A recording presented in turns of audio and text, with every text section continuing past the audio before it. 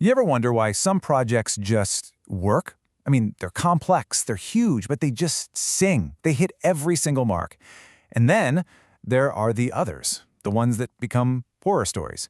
Well, today we're going to dig into what separates a brilliant success from a spectacular failure in the world of project management. Right. This is the big one. The question that keeps project managers staring at the ceiling at 3 a.m. Companies pour a ton of time, money, and energy into these things. So why do so many of them just go completely off the rails?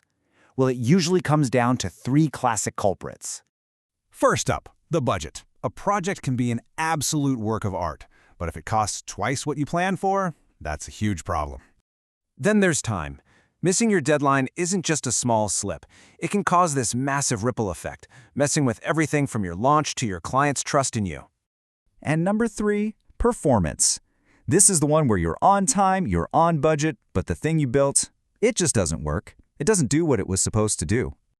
So when any one of those pillars starts to crumble, the whole project is shaky. And when they all start to wobble, yep, that's what we call an outright failure. But here's the thing. Those are just the symptoms. They aren't the actual disease. See, these failures, they almost always stem from a much deeper, more fundamental problem, a serious lack of connection inside the organization itself. This is exactly what happens when you've got a disconnected approach. You get this thing called silo thinking. You know what I mean? The marketing team has no idea what engineering is up to, engineering doesn't talk to finance, and the folks actually doing the work, they have no clue what the CEO's big picture goals are. It's like trying to build a car where every team is working from a totally different blueprint. It's never going to work. So how in the world do you fix this kind of chaos? Well, there's a really powerful solution for it, and it's called the integrated approach. It's all about getting everybody on the exact same page. And to stick with our car analogy, making sure everyone is using the same blueprint. At its heart, integrated project management is all about creating a central hub for your information and your strategy. The whole goal is to smash those silos, get people talking, and make sure every single person in the company is pulling in the same direction. Think of this approach like a central nervous system for the whole company. All the key info from finance, from personnel, from resource calendars, even from those big company-wide software systems, the ERPs, it all feeds into one central spot. And what that does is create a single source of truth. No more isolated data, no more conflicting reports. Okay, so that's the what. It makes sense, right? But the real question is how. How do you actually make this happen? Well, the key is a big shift in your thinking. You have to stop looking at projects as these separate little islands and start seeing them as part of one big managed portfolio. A portfolio management team is kind of like a strategic command center. They're not just looking at one project, they're looking at all of them. They're the ones deciding which projects get the green light based on what's best for the company. They make sure the right people with the right skills are available, and they balance everything out to manage risk. Without this, you get your best people spread way too thin on stuff that doesn't even matter that much. It's their job to make sure the company is betting on the right horses. And a massive benefit here is just plain old clarity. When an investor or the CEO comes knocking and asks, hey, what is happening with my investment?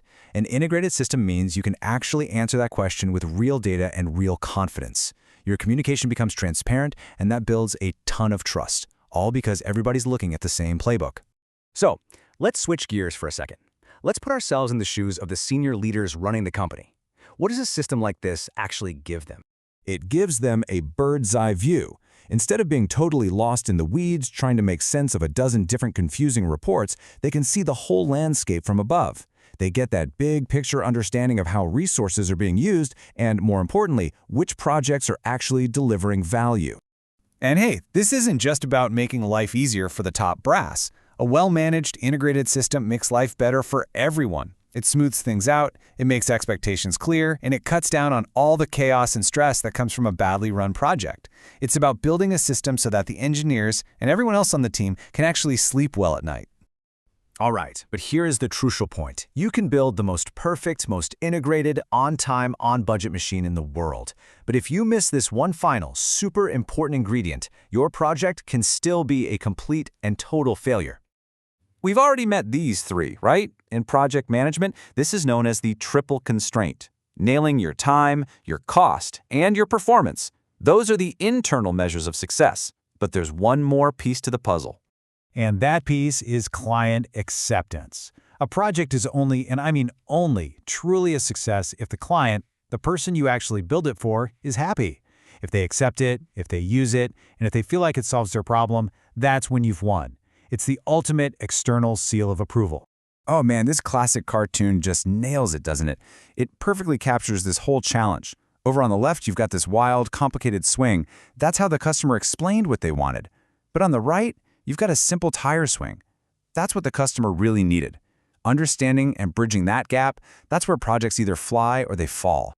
So that's the final question I want to leave you with. As you head into your next project, I want you to think about that gap. Are you just checking boxes on a list of requirements, or are you digging deeper to really understand the core need?